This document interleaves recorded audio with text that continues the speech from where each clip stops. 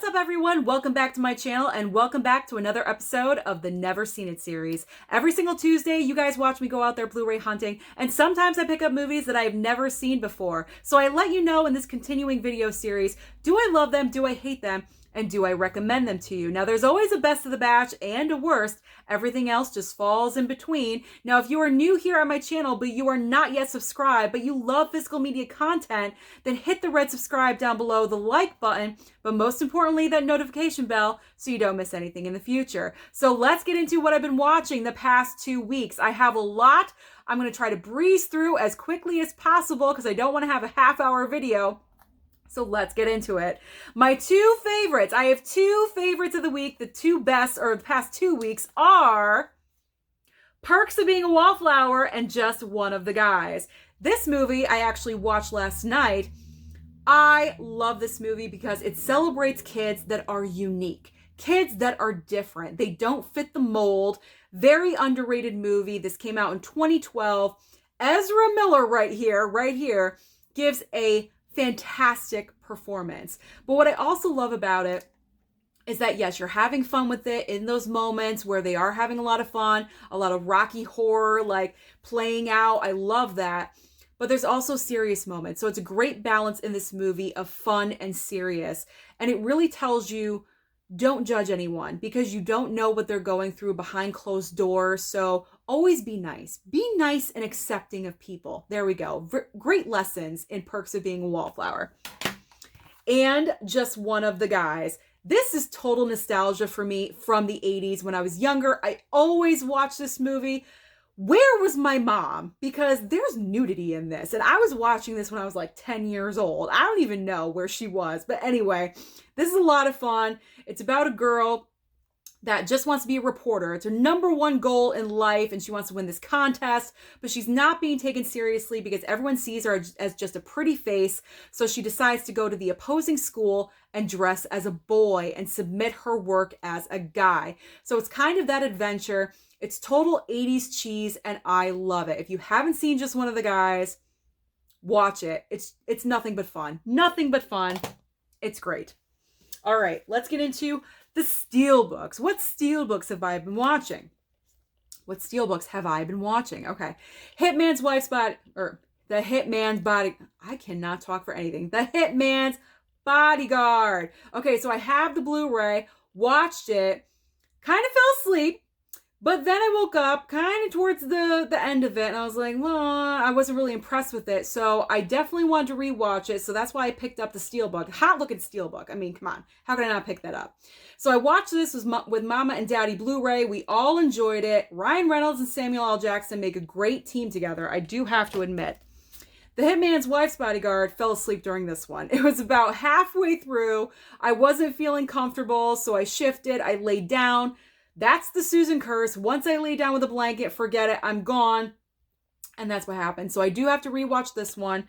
What I do remember about that one, and I wasn't a big fan of, was like every other word was MF this, MF that. And I know that's Samuel L. Jackson's thing, but is it really Salma Hayek's thing? I don't know. That kind of turned me off, but we'll see how I feel upon a rewatch of that one.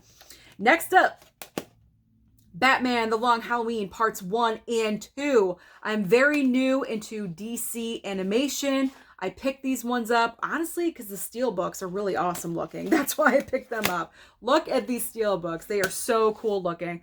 But yeah, I watched these. I enjoyed them. Kind of opening up my mind to the DC animated world and watching more animation. So you can't really go wrong with that. I enjoyed both of them. All right, let's talk about this one. Texas Chainsaw Massacre. I've had the steelbook for almost a year, and I have not watched it because I had this preconceived notion of gore and of it being very violent and just like, I can't do it. Like, I was putting it on the level of like Hostel or something like that, and I can't deal with movies like that. I will not watch them, but I ended up getting this one for about $14. I think I got it at Bull Moose on my birthday last year, actually. So yeah, so I watched it, and I got to admit, the first like 20-30 minutes are snoozeville. I feel like it takes forever to get to the point of the movie. Once Leatherface shows up on screen with the chainsaw, everything like falls into place. But until that moment happens, it's kind of boring. And I gotta be honest, am I the only one that was happy that the guy in the wheelchair bit it when Leatherface killed him? I was so happy because he was so annoying. Every single other word was Sally. Sally. Yeah, we know her name is Sally. We get it. We get it. He was so annoying. So when he got killed, I did not mind. I was happy. And I was actually wondering, why are all these kids being stupid, or not kids, but, young people, why are they being so stupid and going inside of a stranger's house that you don't even know with all this freaky shit? Like, why are you doing that? You deserve to get killed. So in my opinion, they deserve what they got. Does anyone else feel the same way? Let me know down below. But I watched it. I experienced it. It was not as gory as I thought it was going to be. I was expecting way, way more, and it just wasn't. The whole family situation is on creep level like 57. It is so creepy and so weird. I don't know. I guess I'm building up to watching the sequels, the reboots, whatever you want to call them. I don't even know if I can get there. All right, moving on to Weird Science, a little bit of lighter fare. Another John Hughes title. You know I love my John Hughes movies, and this one is no exception. We all know the iconic moment, this one, where Miss Kelly LeBrock comes out of the bathroom or whatever, and she's created. It's just a lot of fun. It's a lot of fun. You can turn your brain off for 2 hours, whatever, and just enjoy it. Plus, you have Bill Paxton acting like an asshole, so there's always that aspect. So that was a lot of fun. All right, let's move on to the slipcovers. What have I been watching as slipcovers? We have Don't Tell a Soul. I enjoyed this one a lot more than I thought I was going to. I got to be honest. Now, randomly picked this one up, I believe, at Target. I was like, yeah, I'll give it a chance, But it had some twists. I love a good twist. So when you could throw a twist at me, there was a couple of twists in this movie. So I enjoyed that. Mina Savari, she was okay, whatever. Jack Dylan Grazer, the kid that is also in the It movies, has a great future ahead of him in acting. He's pretty good in everything. He's very consistent in his performances, so I enjoyed him. And then Rainn Wilson. We all know him from comedy roles, and it's always good when you can flip and do a 180 as an actor and take on something completely opposite from what you're known for. He definitely does that in that movie. So if you haven't seen it, I do recommend it. And I bought it for about $15, so it's really not that expensive.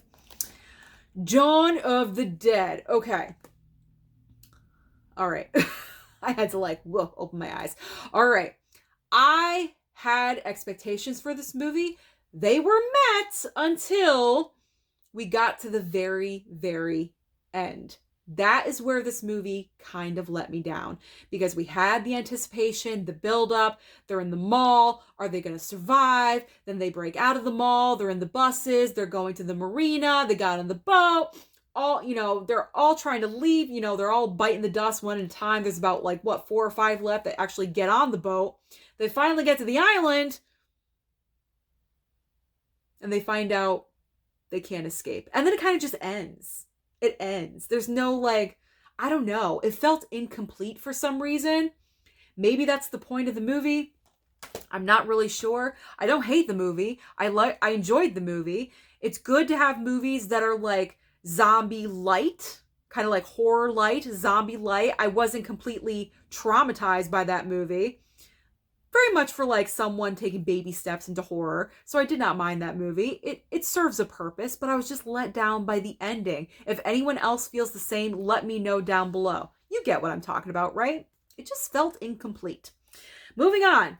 Love and Monsters. This one's cute. It falls into the cute category. It is a romance theme underneath, but it's also about monsters. So this little guy right here, our leading man, in love with a girl. There's an apocalypse that happens. All these gigantic bugs kind of take over the world or something. Now all humans that survived live in colonies, and his love is 85 miles away in a different colony, so he risks it. He hasn't seen her in 7 years, and he goes across 85 miles to find her, and stuff happens. I was kind of let down by the ending of this movie too. I gotta be honest. Kind of felt rushed just a smidge. Just a little bit. They could have taken some stuff off from the middle and extended out the ending a little bit to be a little bit more satisfying, if you will, if you get what I'm saying. But I enjoyed the movie. I'm glad I picked it up on sale. I'm glad I didn't pay full price for it. Okay, so speaking of horror movie light, we got these two. Okay, we got Seance. Now, Seance, I guess my complaint, if you will, about Seance is that this is a movie, we've seen this before. It's not anything totally original. It's a revenge tale. It's, you know, getting back, getting even. It's very tropey. It's not scary. I thought I was going to be scared. I was not scared by this. It had like a few little jumps here and there. But like I said, if you're new to horror, or if you have a teenager that maybe wants to watch a horror movie, you show them this. You show them this because this is horror extra light with no fat, no, like nothing. It's air. It's just air. Not scary whatsoever. And then you have Initiation. This movie did not know what it wanted to be. It was so many like sub-genres. It didn't know if it was a slasher. It didn't know if it was a murder mystery. It didn't know if it wanted to be a thriller. Was it a psychological thriller? And then you have the modern technology of the texting with like the little bubbles that like popped up next to you, so you can know what they're texting, because they're always texting in this movie. That was really annoying. All the text bubbles. It relied very much on social media, things like that. And no, I don't need that. Just give me a simple slasher movie. That's all I want. That's all I need. This could have been a lot more. But like I said, it's horror light. So if you have a teenager, show them that. Initiation and Seance. They'll love them both. Show them that on Halloween night. Okay. Get ready. Oh yeah, I watched both. Okay, so let's start with Rise of the Cobra. This one I did not mind so much as the sequel, because you know what you're getting into when you're putting in a movie like this. Okay, you know it's not the greatest. It's total Velveeta, absolutely 100% through and through. But you know that. You know that going in, you're eating your popcorn, whatever, it's fine. This one, on the other hand, this one is just... All my movies just fell. How does that even happen? I'm not stopping. Anyway, this one is so bad on so many levels. It's completely unbelievable. I'm kind of distracted with what just happened. I gotta be honest. Okay, it's just bad. It's just bad. The Rock can't even save this movie. They off Channing Tatum in the first like 15 minutes, and I don't want to hear anything about spoilers, because this movie has been out since like when? 2013. Okay, so I don't want to hear anything about, oh, I spoiled the movie. It's just a bad movie. But I got it because it was on sale at Walmart for like, what, $9, $15, whatever the hell it was. For a 4K, it's a good deal. And actually, I didn't even buy the movie. My mom bought it for me, so that's on her. Moving on to Shakespeare in Love. Okay. What I love best about this movie is not everyone knows Shakespeare or Old English and how he used to speak. So what's good about this movie is that even if you don't know theater, you don't know Shakespeare, when you watch this film, you can still understand what's going on. The plot, you completely get it. You understand it. I like that aspect. The costumes are amazing. Gwyneth Paltrow, yeah, I guess she deserved to win the Oscar. Okay, but Best Picture... Probably not. Judi Dench? Probably not. I really can't be in her corner on that one. I would give it to Gwyneth, though. I think she did deserve it. But other than that, it's a nice little romance movie that I'll probably watch every February for Valentine's Day. I mean, other than that, I can't really say anything about it. It's not like it knocked my socks off or anything. Now we got Bloodfest. All right, so I watched Hellfest a while ago. I told my Blu-ray brother from another mother, Tony P, all about it. And he was like, you should watch Bloodfest. So then he sent it to me, and I enjoyed this one. I enjoyed this one more than Hellfest, and I'm comparing them because they have very similar stories. But Bloodfest was better because it's got the comedy aspect. Very important to have that comedy. If you want to win me over, put in some comedy. Plus, I love the horror tropes. They had like vampires and zombies and killer clowns, and there's even a scene from like Saw in there. So that was funny. That was humorous.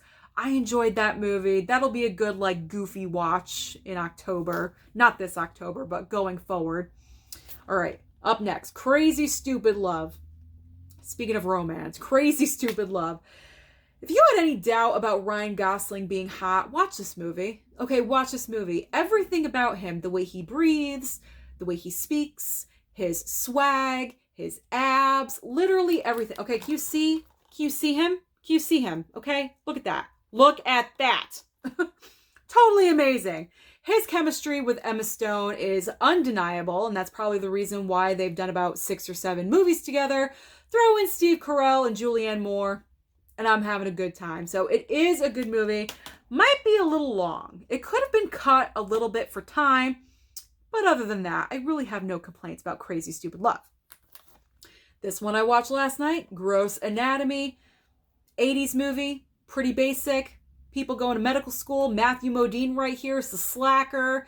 He just, thinks he knows everything, doesn't need to study, one of those types. He wants to date Daphne Zuniga over here. Like, there's really nothing super fantastic about this movie. It's just a movie. So let's move on to The Bride of Frankenstein. I enjoyed this one, and I'm embracing black and white movies because this is where it all started, guys. Movies like this in black and white, Frankenstein, Dracula, Werewolf, The Mummy, it all came from here. So you really got to respect the classics.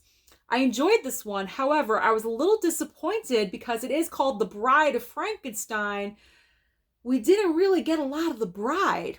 We only got the bride in the last 10, maybe 15 minutes of the movie. And it's not a long movie. That's it. It's not a long movie at all.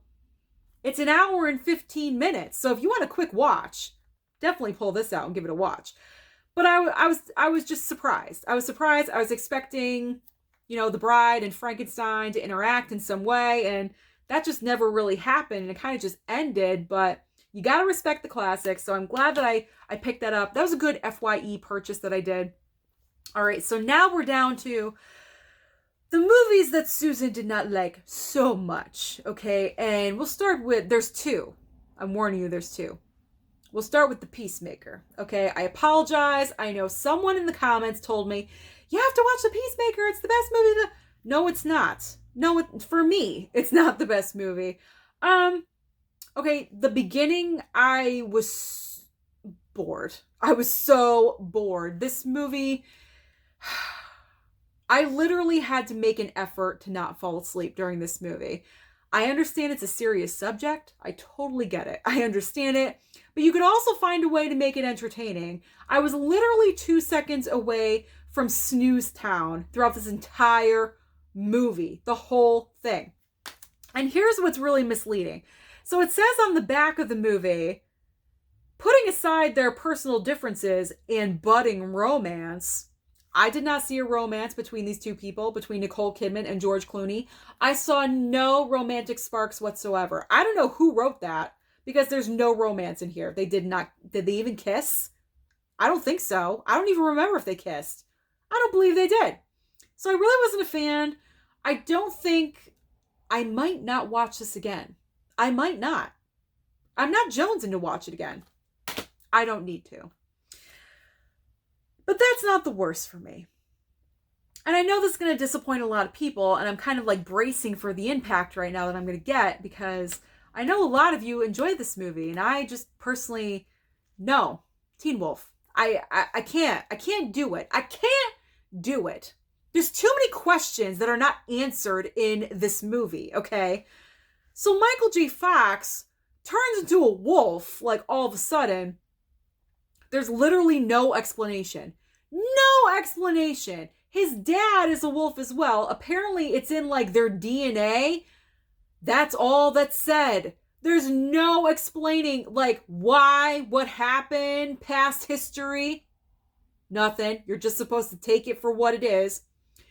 But what boggles my mind the most is that he goes to school as a wolf and everyone just accepts him. That would never happen in real life. That would never happen in real life, especially in the 80s. Okay, that would never happen in the 80s. You have high school villains across the country in the 80s. Are you really telling me that they would not take this golden opportunity to give him a wedgie, to make fun of him, to put him down? He's celebrated because he's an amazing basketball star now, just because he's a werewolf. You know what happens? Sorry, I had to do it. I don't like Teen Wolf, and I am not going to get Teen Wolf 2. So that is everything that I've been watching over the past couple of weeks. Let me know down below what you've been watching. Don't forget to like and subscribe, and I'll see you next time.